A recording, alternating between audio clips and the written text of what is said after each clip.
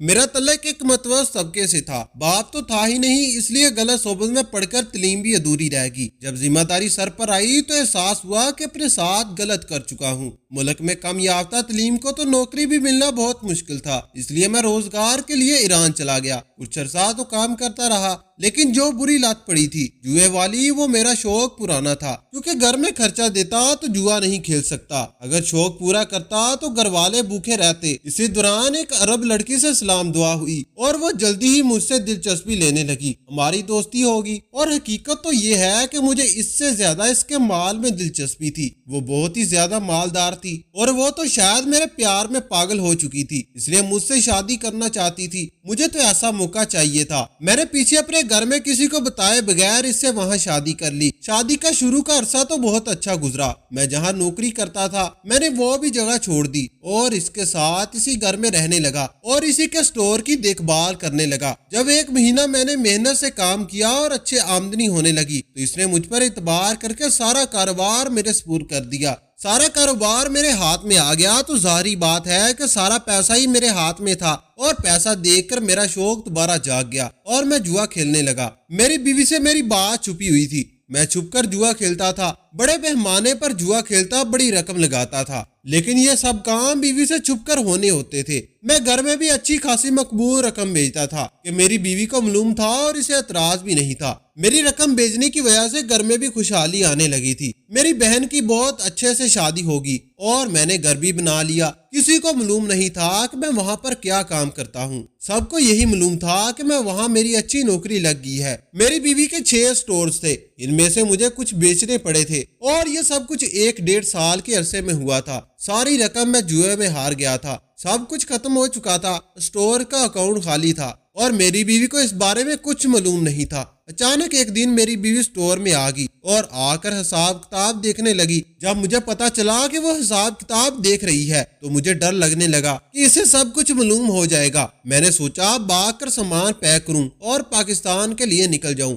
میں پیکنگ کر کے نکلنے ہی لگا تھا کہ غصے میں بری میری بیوی گھر آ گئی اور مجھ سے لڑنے لگی اور وہ چاہتی تھی کہ مجھے پولیس کے پاس پہنچا دے۔ میں نے فوراً اسے پکڑ کر سٹور روم میں بند کر دیا۔ وہ چلاتی رہی۔ میں نے پیکنگ کی اور پھر جو قیمتی چیزیں تھی وہ بھی بیگ میں رکھی اور سیدھا ایئرپورٹ پہنچ گیا اور پہلی فلائٹ سے پاکستان آ گیا۔ یہاں آیا تو سب مجھے دیکھ کر بہت خوش ہوئے۔ اچانک آنے کی وجہ سے خاندان میں بڑی دعوتوں کا سلسلہ شروع ہو گیا، اور ویسے بھی جو بندہ پیسے والا ہوتا ہے اسی کی سب قدر کرتے ہیں۔ ماں نے پہلے ہی میری بات طے کر رکھی تھی اور میرے آتے ہی انہوں نے شادی کی تیاریاں شروع کر دیں اور 1 مہینے کے اندر اندر میری شادی کر دی گئی۔ ان ساری چیزوں میں لگ کر میں بھول ہی گیا تھا کہ میں تو کسی کو بند کر کے بھی آیا ہوں، اور صرف سٹور کا دروازہ ہی نہیں بلکہ فلیٹ کا دروازہ بھی بند تھا۔ اور مزے کی بات یہ ہے کہ فلیٹ ساؤنڈ پر روف تھا، اس لیے اس کی آواز باہر بھی نہیں آ سکتی تھی کہ کوئی اور اس کی آواز سن کر مدد کو پہنچتا۔ یہاں بہت خوش تھا، ہر طرف میری بڑی عزت کی جاتی تھی۔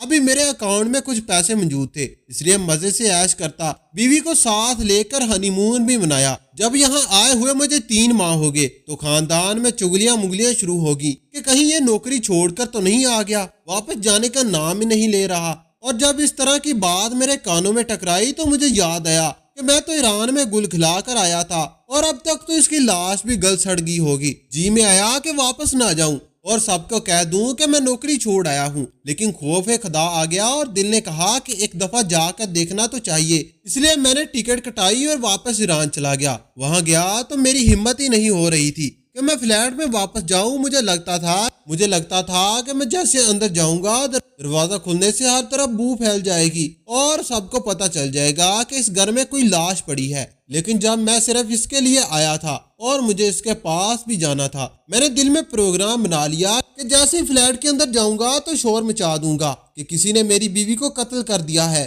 پولیس تشفیش کرے گی جس سے معلوم ہو جائے گا کہ میں تو پاکستان تھا، اس لیے میرا نام نہیں لیا جائے گا، میرا اس واقعے کے ساتھ کوئی تعلق نہیں ہے اور اس طرح اس کا گھر میرے نام ہو جائے گا۔ اسی وجہ سے میں ایئرپورٹ سے سیدھا فلیٹ گیا۔ دروازہ کھولتے ہوئے میرے ہاتھ کانپ رہے تھے، لیکن اس مرحلے سے گزرنا ہی تھا، اس لیے میں دروازہ کھول کر اندر داخل ہوا اور اس دروازے کا لاک کھول کر جب اندر داخل ہوا تو مجھے یوں لگا کہ جیسے سٹور کی چھت میرے سر پر گر گئی۔ ہوا کیونکہ اندر کوئی لاش یا اس کا کوئی ڈھانچہ تو ایک طرف کوئی ہڈی کا ٹکڑا تک نہیں تھا اور 3 ماہ کے اندر اندر کم سے کم ڈھانچہ ختم نہیں ہوتا، لاش کا گوشت ختم ہو سکتا ہے لیکن ڈھانچہ نہیں۔ تبھی مجھے حیرت کا شدید جھٹکا لگا کہ ایسا ہونا ممکن نہیں، کیونکہ چابیاں میرے پاس تھیں اور دروازے بھی سارے لوگ تھے جسے میں فلیٹ چھوڑ کر گیا تھا۔ جو چیزیں جہاں پڑی تھی وہیں کی وہیں تھی اور ہر جگہ گرد جمی ہوئی تھی، جیسے عرصے سے یہ فلیٹ بند ہو، اور یہ 3 مہینوں سے یہ فلیٹ بند تھا۔ وہاں صرف میرے ہاتھوں اور پاؤں کے نشان بنے تھے، گھر پر اس کے علاوہ تو کوئی اور نشان تک نہیں تھا۔ اور پھر آخر وہ کہاں گئی؟ ہاں، اگر وہ یہاں سے گئی ہوتی تو یقیناً لاک کھلے ہوتے، کیونکہ بھاگتے ہوئے کسی کو ہوش نہیں رہتا کہ وہ دوبارہ لاک لگا کر جائے گا۔ اس نے پولیس کی مدد مانگی ہوتی تو یقیناً اس فلیٹ کی ترتیب ٹھیک کر چکی ہوتی، کیونکہ اس کا اپنا ذاتی فلیٹ تھا۔ وہ زندہ ہوتی تو یہاں کے علاوہ کہاں رہتی؟ اسے یہ بھی معلوم ہو گیا ہوگا کہ میں پاکستان چلا گیا ہوں۔ اگر وہ یہاں سے باہر نکلتی تو یہ بات تو اسے بھی بہت آسانی سے معلوم ہو جاتی، لیکن یہاں میں جن سے رابطے میں تھا، لیکن سٹور میں کام کرنے والے لوگوں سے بھی رابطہ رہا، لیکن کسی نے بھی اس کے بارے میں کوئی بات نہ کہی۔ سب یہی کہتے تھے کہ آپ دونوں پاکستان گئے ہیں۔ میں نے کبھی کسی کا تردید کی ہی نہیں تھی۔ مجھے فکر ہونے لگی، بلکہ بات تو پریشانی کی تھی، وہ ایک بند سٹور سے کیسے اور کس طرح سے غائب ہوگی؟ اس کو زمین کھا گئی یا آسمان نگل گیا؟ کیونکہ باہر وہ کبھی کسی کو نظر نہیں آئی، گھر میں وہ تھی نہیں، لاش اس کی تھی نہیں، ڈھانچہ تک نہیں تھا، تو وہ کہاں گئی تھی؟ یہ تو یقین تھا کہ وہ اس گھر میں نہیں آئی تھی، نہ یہاں رہتی تھی، کیونکہ دروازہ بالکل بند تھا، ہر چیز پہ دھول مٹی جمی ہوئی تھی اور ہر چیز ویسی کی ویسی پڑی تھی جیسے میں چھوڑ کر گیا تھا، یہاں تک کہ کمرے کے لاک پر بھی گرد جمی ہوئی تھی۔ میں نے پورا فلیٹ گھوم کر دیکھا، لیکن کچھ بھی اپنی جگہ سے ہلا ہوا نہیں تھا، یہاں تک کہ اس کی الماری میں اس کے کپڑے تک پڑے ہوئے تھے۔ اس سے یہی ظاہر ہوتا تھا کہ وہ فلیٹ سے نکل کر نہیں گئی، لیکن اگر فلیٹ سے نہیں نکلی تو کہاں پر ہے؟ کیونکہ میرے حساب سے تو یہاں پر مجھے اس کی لاش ملنی چاہیے تھی، یا کم سے کم اس کا ڈھانچہ تو ملنا چاہیے تھا۔ یہاں کچھ بھی نہیں تھا۔ میں نے پورا سٹور کھنگال ڈالا، لیکن وہاں ایک ہڈی کا ٹکڑا تک نہیں ملا۔ وہاں سے نکل کر باہر گیا، ارد گرد کے لوگوں سے اس کے بارے میں معلوم کیا، اور میں نے یہی ظاہر کیا کہ مجھے نہیں پتا وہ کہاں ہے۔ میں تو آج ہی پاکستان سے آیا ہوں، لیکن اس مرتبہ کسی نے اس کو نہیں دیکھا تھا۔ سٹور پر ان لوگوں نے قبضہ کر لیا تھا جن کے پاس گروی رکھوا دیے تھے۔ وہاں سٹاف بہت بدل چکا تھا، لیکن پھر بھی ابھی تک کوئی سٹاف ادھر تھا۔ انہوں نے یہی بتایا کہ میڈم ہمیں بھی نظر نہیں آئی، اگر وہ ہمیں نظر آتی یا ہم سے ملتی تو اپنے سٹور کو کبھی بھی ان لوگوں کے ہاتھ نہ جانے دیتی۔ مجھے فکر شروع ہوگی کہ کیسے وہ غائب ہوگی۔ میں نے کام والے کو کچھ پیسے دے کر فلیٹ کی صفائی وغیرہ کروائی اور 1 ہفتہ اس کے اور اپنے دوستوں سے ملاقات میں گزارا، لیکن کسی کو بھی اس کے بارے میں کچھ معلوم نہیں تھا۔ اس کی دوست اس کی گمشدگی کی وجہ سے پریشان تھی۔ میں نے بھی یہی ظاہر کیا کہ میں بھی اس کی وجہ سے بہت پریشان ہوں۔ اس کے کچھ دوستوں کے کہنے پر پولیس میں جا کے رپورٹ بھی کروا دی۔ پولیس نے بھی آ کر فلیٹ سارا دیکھا اور انہوں نے رپورٹ درج کر لی۔ مجھے یقین تھا کہ وہ پولیس کو بھی نہیں ملے گی، لیکن اس کی گمشدگی کی رپورٹ کروانے کے بعد میں آسانی سے اس فلیٹ میں رہ سکتا تھا، اس لیے اس کے فلیٹ کو اپنا سمجھ کر حق سے رہنے لگا۔ اس کا شوہر تھا، مجھے کوئی نکال نہیں سکتا تھا، اور ایک چھوٹا سا سٹور جو میں نے جوئے میں جیتا تھا، جو کہ میں نے اپنی بیوی کو نہیں بتایا تھا، اس کو میں چلانے لگا۔ لیکن اب میں نے جوئے کی بری عادت چھوڑ دی تھی، اس لیے توجہ دینے کی وجہ سے وہ سٹور ترقی کرنے لگا۔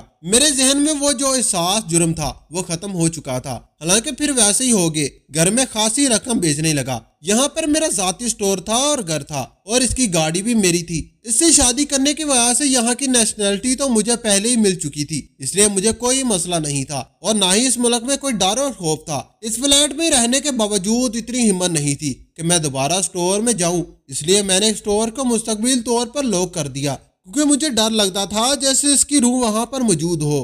سچ میں مجھے کبھی کبھار لگتا تھا کہ وہ اس فلیٹ میں موجود ہے، لیکن میں یہ بھی جانتا تھا کہ وہ میرا وہم ہے جو مجھے چین نہیں لینے دیتا۔ لیکن یہاں آنے کے 1 مہینے بعد میں مکمل طور پر سیٹل ہو چکا تھا اور اپنی لائف میں بیزار ہو گیا۔ ایک رات میں سو رہا تھا تو مجھے ایسے لگا جیسے مجھے کسی نے جھنجھوڑ کر اٹھایا ہو۔ مجھے حیرت ہوئی کہ مجھے کس نے اٹھایا۔ جب میں نے آنکھ کھولی تو سامنے وہ کھڑی تھی۔ مجھے حیرت کا شدید جھٹکا لگا۔ میں چیخ مار کر بستر سے اٹھا اور لائٹ آن کرنے لگا۔ جیسے ہی میں نے لائٹ آن کی اور اوپر پلٹ کر دیکھا تو وہ وہاں نہیں تھی۔ میں نے پورا فلیٹ چھان مارا، لیکن وہ دروازہ اندر سے بند تھا، لاک تھا، ساری چیزیں بھی جگہ پر پڑی تھی، وہ نہیں تھی۔ مجھے محسوس ہوا کہ یہ میرا وہم ہے، اس لیے میں خود کو سمجھا کر دوبارہ سو گیا۔ اور اس کے بعد جو کچھ ہوا، لیکن وہ مجھے اکثر نظر آتی۔ فلیٹ میں اس کا نظر آنا تو پھر بھی سمجھ آتا تھا کہ شاید جنازے کے اور بغیر کفن کے ایسے مری ہے تو اس کی روح بے چین ہوگی، لیکن ایسی کوئی بات دنیا میں نہیں ہوتی کہ کوئی روح دوبارہ نظر آئی ہو۔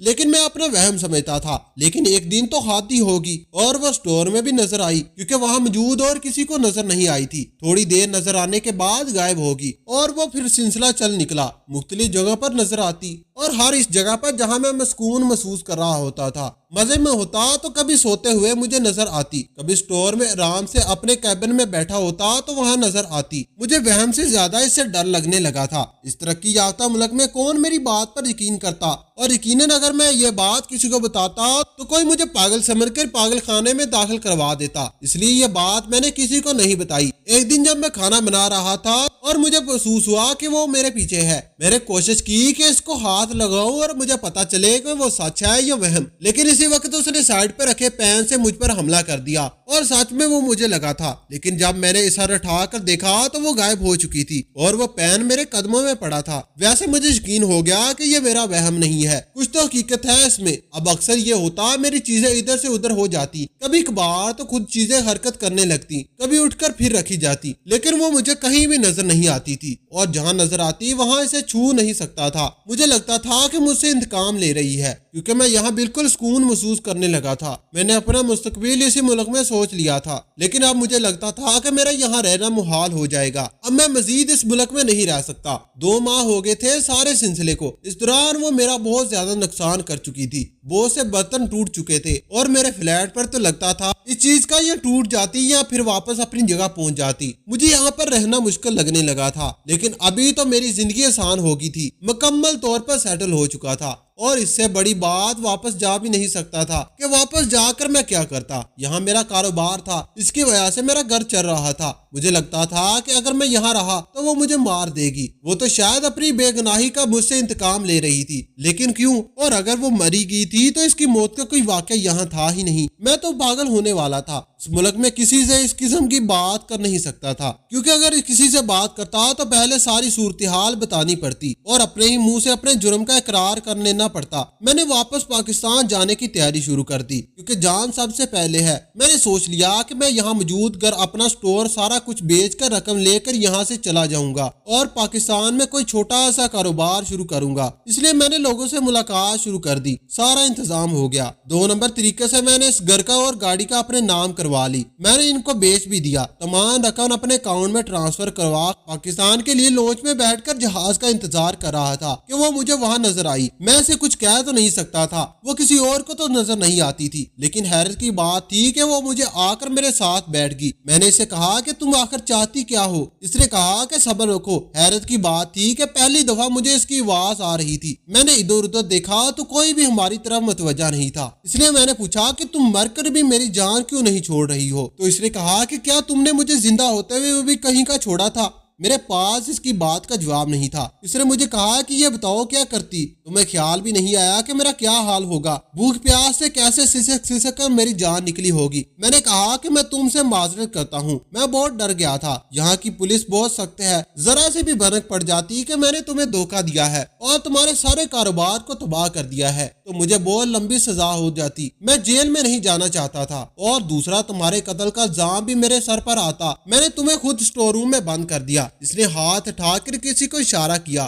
مجھے حیرت ہوئی کہ وہ اشارہ کیوں اور کس کو کر رہی ہے، لیکن اس سے پہلے کہ میں سمجھتا پولیس میرے ارد گرد آ کر کھڑی ہوگی اور انہوں نے میرے ہاتھ میں ہتھکڑی ڈال دی۔ میں نے کہا کہ آپ کیا کر رہے ہیں؟ انہوں نے کہا کہ آپ کے منہ سے سچ سن چکے ہیں، اس لیے آپ کو یہ سب کرنے کی ضرورت نہیں ہے۔ کیا تمہیں یقین نہیں ہو رہا کہ وہ تمہارے سامنے کھڑی ہے؟ تو اس نے کہا لگتا ہے کہ میرا وہ یقین نہیں ہے تو یہاں کسی سے بھی پوچھ لو۔ میں نے اس کے علاوہ وہ پھر کتنے ہی لوگوں سے پوچھا کیا یہ لڑکی ان کو نظر آ رہی ہے؟ اس وقت مجھے حیرت سے دیکھتی اور ان میں سے کوئی کہتا کہ اس کا تو دماغ خراب ہے، نہ جانے پاگل کو پولیس کیوں پکڑ رہی ہے، اور کوئی کیا کہتا تو کوئی کیا کہتا، وہ سب کو نظر آ رہی تھی۔ اس کا مطلب تھا کہ وہ زندہ تھی۔ پولیس مجھے لے کر پولیس اسٹیشن چلی گئی۔ مجھے کیا سزا دی مجھے تو کچھ بھی سمجھ نہیں آ رہا تھا۔ مجھے بس اس سے پوچھنا تھا کہ وہ کہاں تھی، وہاں سے کیسے نکلی اور تم گم کہاں ہوگی، اس کے بارے میں کچھ معلوم نہیں تھا، اور ابھی یہاں اتنا وقت ہو گیا تھا وہ زندہ تھی۔ اس نے میرے بارے میں کوئی कार्रवाई क्यों नहीं की। इसने मुझे बताया कि मैं जब इसे स्टोर में बंद करके फ्लैट से निकला था तो इसे मालूम था कि मैं पाकिस्तान चला जाऊंगा, क्योंकि मैं पहले ही पैकिंग कर रहा था।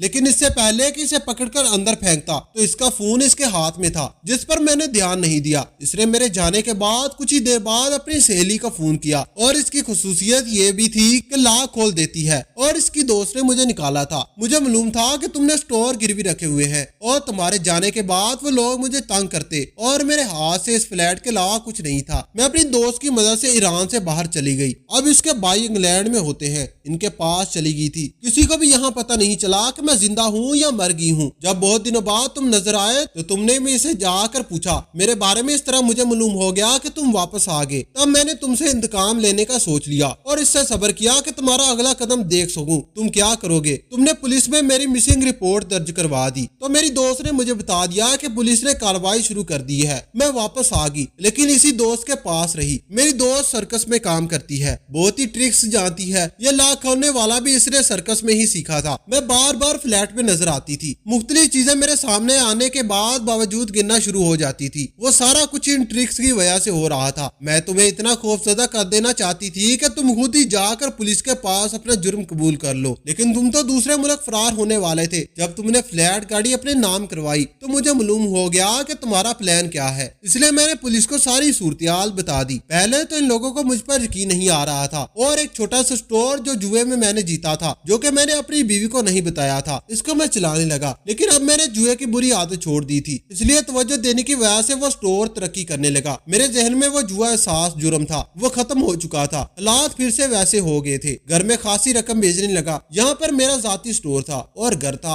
और इसकी गाड़ी भी मेरी थी। इसलिए शादी करने की वजह से यहाँ की नेशनलिटी तो मुझे पहले ही मिल चुकी थी, इसलिए मुझे कोई मसला नहीं था और ना ही इस मुल्क में कोई डर खौफ था। इस फ्लैट में रहने के बावजूद इतनी हिम्मत नहीं थी कि मैं दोबारा स्टोर में जाऊं, इसलिए मैंने स्टोर मुस्तकबिल तौर पर लॉक कर दिया, क्योंकि मुझे डर लगता था जैसे इसकी रूह वहाँ पर मौजूद हो। सच में मुझे कभी कभार लगता था कि वो इस फ्लैट में मौजूद है, लेकिन मैं ये भी जानता था कि मेरा वहम है जो मुझे चैन नहीं लेने देता। लेकिन यहाँ आने के 1 महीने बाद मैं मुकम्मल तौर पर सेटल हो चुका था और अपनी लाइफ में बेजार हो गया। एक रात में सो रहा था तो मुझे ऐसे लगा जैसे किसी ने मुझे झंझोड़ कर उठाया हो। मुझे हैरत हुई कि मुझे किसने उठाया। जब मैंने आंख खोली तो वो सामने खड़ी थी। मुझे हैरत का शदीद झटका लगा। मैं चीख मार कर बिस्तर से उठा और लाइट ऑन करने लगा। जब मैंने लाइट ऑन की और ऊपर पलट कर देखा तो वहाँ कोई नहीं था, तो वो वहाँ थी ही नहीं। मैंने पूरा फ्लैट छान मारा, लेकिन वो दरवाजा अंदर से बंद था, लॉक था, सारी चीजें जगह पर पड़ी थी, लेकिन वो थी ही नहीं। मुझे महसूस हुआ कि ये मेरा वहम है, इसलिए मैंने खुद को समझा कर दोबारा सो गया और इसके बाद कुछ भी ना हुआ। लेकिन वो मुझे अक्सर नजर आती। फ्लैट में इसका नजराना तो फिर भी समझ आता था कि शायद जनाजे और बगैर कफन के ऐसे मरी है तो इसकी रूह बेचैन होगी, लेकिन ऐसी बात कोई दुनिया में होती नहीं। लेकिन जब उन्होंने बताई हुई सारी तफसीलात की तहकीक की तो मुझे मालूम हुआ कि मैं बिल्कुल ठीक कह रही थी। तो उन्होंने तुम्हारी गिरफ्तारी के वारंट जारी किए, लेकिन तब तक तुम सब कुछ बेचकर एयरपोर्ट पहुंच चुके थे और मैंने तुम्हें गिरफ्तार करवा दिया। अब तुम्हारी सारी चीजें मेरी, तुम्हारे अकाउंट में सारा पैसा पड़ा मुझे मिलेगा। इसके अलावा जिन लोगों ने जबरदस्ती स्टोर पर कब्जा किया हुआ था, इन पे भी पुलिस ने छापा मार कर कब्जा छुड़वा लिया है। मेरा तो सरमाया वापस मिल गया है, कारोबार हो गया है। तुम्हारे अकाउंट से पैसे निकलवा कर इन लोगों को वापस कर दिए हैं, लेकिन अब तुम शायद यहाँ से कभी वापस बाहर नहीं निकल सकोगे। और ये बात तो मुझे भी मालूम थी कि मेरी साबका जिंदगी भी जेल की सलाखों के पीछे है। आज की हमारी ये कहानी आपको कैसी लगी? कमेंट बॉक्स में अपनी कीमती राय का इजहार जरूर कीजिएगा। वीडियो पसंद आई हो तो वीडियो को लाइक करें और दूसरों के साथ जरूर शेयर करें। मजीद इस तरह की सबकवाज कहानी और वाकयात सुनने के लिए हमारे चैनल को सब्सक्राइब जरूर करें। शुक्रिया। खुदा हाफिज।